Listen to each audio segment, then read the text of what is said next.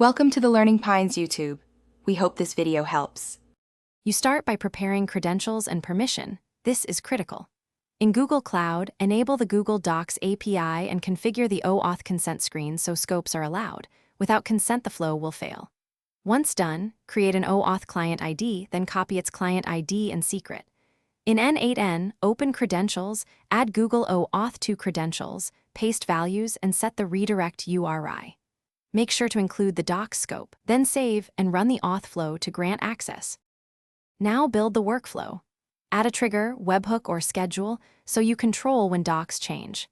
Next, add the Google Docs node and pick the credential you configured.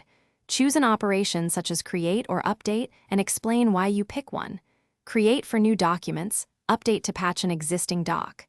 Then map fields from previous nodes using set or function so text and placeholders populate correctly. Make sure to test with sample data to confirm the mapping works as expected. Finish by running an end-to-end test.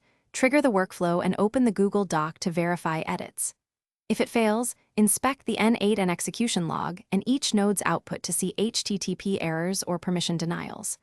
Often the issue is an expired or missing OAuth token, wrong scopes, or an incorrect document ID. Refresh credentials, rerun consent, and confirm the Docs API is enabled.